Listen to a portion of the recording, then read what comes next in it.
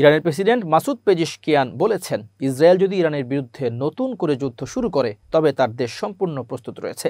তিনি জানান, Iran Israel যুদ্ধবিরতি নিয়ে তিনি আশাবাদী নন, তবে এটিও নিশ্চিত করেছেন যে তেহরান শান্তিপূর্ণ উদ্দেশ্যে তার পরমাণু কর্মসূচি চালিয়ে যাবে। স্থানীয় সময় বুধবার আল জাজিরাকে দেওয়া সাক্ষাৎকারে পেজিশকিয়ান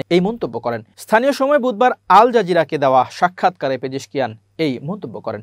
এটি ছিল ইসরায়েলের সঙ্গে সম্প্রতি শেষ হওয়া 12 দিনের সংঘাত পরবর্তী তার প্রথম কোনো গুরুত্বপূর্ণ সাক্ষাৎকারের একটি।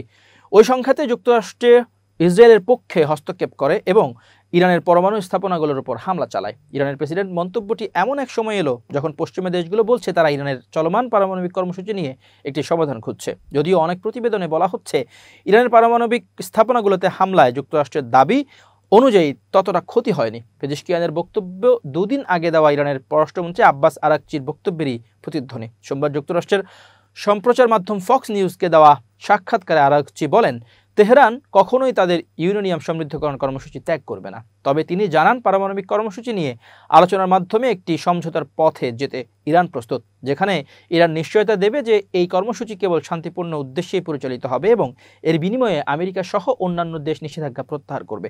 সাক্ষাৎকারে মাসুদ পেজিশকিয়ান বলেন, ইসরায়েলের যে কোনো নতুন সামরিক পদক্ষেপ মোকাবেলায় আমরা পুরোপুরি প্রস্তুত এবং আমাদের সশস্ত্র বাহিনী আবারও ইসরায়েলের প্রতি গভীর পাল্টা হামলা চালাতে সম্পূর্ণ প্রস্তুত। তিনি বলেন, 12 দিনের যুদ্ধ শেষ করে যে যুদ্ধবিরতি কার্যকর হয়েছে সেটি টিকে থাকবে এমনটা করছে না ইরান।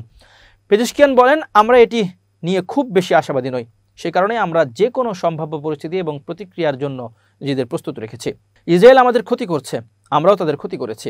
তারা আমাদের উপর প্রচণ্ড আঘাত হেনেছে আর আমরা তাদের গভীর অভ্যন্তরে পাল্টা আঘাত হেনেছি। তবে তারা নিজেদের ক্ষয়ক্ষতি গোপন করছে। প্রসঙ্গত, গত 24 জুন যুদ্ধবিরতি কার্যকর হওয়ার আগ পর্যন্ত ইরানে 900 এর বেশি মানুষ নিহত হয়েছে, যাদের অনেকেই সাধারণ নাগরিক। অন্যদিকে ইসরায়েলে অন্তত 28 জন নিহত হয়েছে।